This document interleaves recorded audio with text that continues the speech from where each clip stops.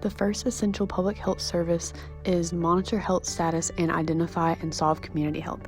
This is where there are tests being ran and studies being conducted in order to monitor the effects of chronic short sleep and other sleep issues. This way, scientists can identify the causes and trends of the health problem in order to develop and solve it. For example, poor health is a common problem, with 25% of U.S. adults reporting insufficient sleep or rest at least 15 out of every 30 days. So the figure to the right shows how the ages of different states have more or less prevalence to short sleep duration. This is identifying what states could potentially have and the best environment for developing those sleep disorders. Also, sleep doctors report information to neurologists, which study how the different parts of the world are facing different aspects of sleep health and report them to the CDC. The second essential public health service is diagnose and investigate health problems in a community. This is where the public health workers, in our case, diagnose sleep disorders and actually investigate those environmental, social, or physical inhibitors to a good night's sleep schedule. In the information on the left, it explains the different diagnosis methods for insomnia sleep disorder. You can have a physical exam, a sleep habits review, or a sleep study. They find that the data even shows those who have mental disorders are more likely to be connected to sleep health issues. When the issues are diagnosed, information is investigated and then can be later on released to the public. Hi, my name is Ava, and my first section is Inform, Educate, and Empower. There's two facts that I found really interesting on the website. The first one was sleep health in children. This quote talks about how African American children are at least twice as likely to develop sleep disorders than children of European descent. And this is associated with low socioeconomic status. So this just shows how we need to have more awareness and more education about sleep disorders, because they can cause future heart disease, difficulty in school, and metabolic disorders. The other fact was sleep health in older adults, which can affect 20 to 40% of older adults. That's a huge percentage, and also can be left untreated very often. It has a lot to do with stroke and mortality. My next slide has a resource from CDC. So there's a lot of resources and education already about sleep disorders, and that way people can figure out if they have one. So what else could be done is we could have more educational materials to teach kids at a younger age how important it is to get enough sleep, and the health consequences, and what sleep disorders are out there. Another way we can spread more information is through PSAs, and reaching people through social media and on TV to help keep people informed about sleep disorders and health problems that occur when you have an untreated sleep disorder.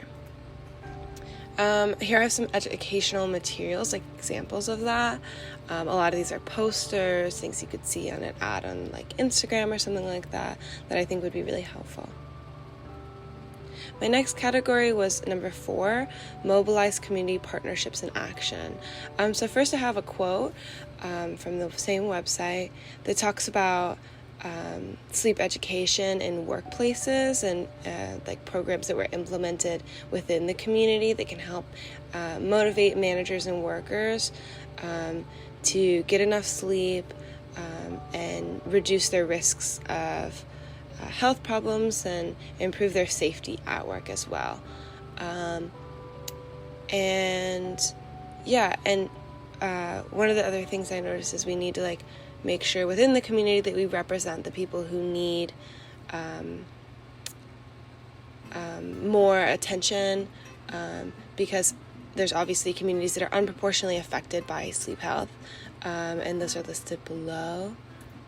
My next slide gives an example of community partnerships that would need to implement sleep health changes and educational materials to help mobilize their community partnerships in action. So the fifth essential service is going to be to create, champion, and implement policies, plans, and laws that impact health. One way we see this being done is with certain jobs. Their employers will set guidelines limiting things like the number of hours they can work in a week, because as we know, chronic short sleep can cause people like doctors and pilots to make very dangerous errors. And so on this graph here on the right, we can see as the number of hours of sleep for these workers increases, the number of errors in their performance decreases. Number 6 is going to be the use of legal action designed to improve and protect the health of the public. So school start times are a contributor to chronic short sleep and sleep disorders in children and teens. As of now, there is no universal start time enforced by law. However, in 2015, a bill was introduced in the House of Representatives. It's called the Z's to A's Act, and it basically outlines a method by which the Secretary of Education would conduct studies on students' health versus how early their school starts, and then from there, Congress could take action to hopefully reduce chronic short sleep in school-age children. Number 7, link to services and assure provision of services. For those with common sleep disorders like insomnia or restless leg syndrome, a doctor may prescribe drugs such as sleeping pills like Zolpidem, which is Ambien, or Rotigotine, which is Nupro, to treat these disorders. These can also be bought over the counter for anyone who has difficulty sleeping. One popular recent innovation is a melatonin diffuser available online for those who might not have a condition but simply want to fall asleep quicker and easier. This is commonly referred as aromatherapy. Number 8, assure a competent public and personal healthcare workforce. Nearly 70 million Americans have been diagnosed with some sort of sleep disorder, which is about 23% of Americans. There are currently 7,500 board-certified sleep specialists in the United States, meaning the ratio of people to sleep specialists in the U.S. is more than 43,000 to 1. In comparison, it is considered that any area with a ratio of 30,000 to 1 can be classified as a mental health shortage area by the U.S. Health Resources and Services Administration. A mandatory training requirement that is required to be board certified has limited the number of specialists in the field. Number 9, improve and innovate public health functions through ongoing evaluation, research, and continuous quality improvement. Current research estimates that 15% of U.S. adults regularly use an app to track their sleep data, while another 18% do so occasionally. Organizations use that research to improve and innovate public health functions such as sleep disorders.